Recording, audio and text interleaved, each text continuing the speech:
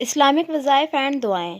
استغفار کی کثرت سے رزق میں برکت اور اضافہ ہوتا ہے۔ استغفار کی کثرت سے پریشانیاں دور ہوتی ہیں، رزق میں برکت پیدا ہوتی ہے۔ چنانچہ حضرت عبداللہ بن عباس رضی اللہ تعالیٰ عنہ سے روایت ہے کہ رسول اللہ صلی اللہ علیہ وآلہ وسلم نے ارشاد فرمایا کہ جو بندہ استغفار کو لازم پکڑے، یعنی اللہ تعالیٰ سے برابر اپنے گناہوں کی معافی مانگتا رہے، تو اللہ تعالیٰ اس کے لیے ہر تنگی، ہر مشکل سے نکلنے اور رہائی پانے کا راستہ بنا دے گا، اور اس کی ہر فکر اور ہر پریشانی کو دور کر کے کشادگی اور اطمینان عطا فرمائے گا، اور اس کو ان طریقوں سے رزق دے گا کہ اس کو خیال و گمان میں بھی نہ ہوگا۔ یعنی ہمیں کثرت سے استغفار کرتے رہنا چاہیے۔ استغفار کرنے کا سب سے آسان وظیفہ استغفر اللہ ہے۔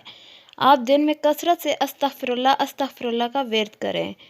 اگر ہر نماز کے بعد ایک تسبیح پڑھیں تو یہ بہت ہی اچھا ہے، لیکن اگر آپ ہر نماز کے بعد ایک تسبیح نہیں پڑھ سکتے تو رات کو سونے سے پہلے کم سے کم ایک تسبیح ضرور پڑھیں۔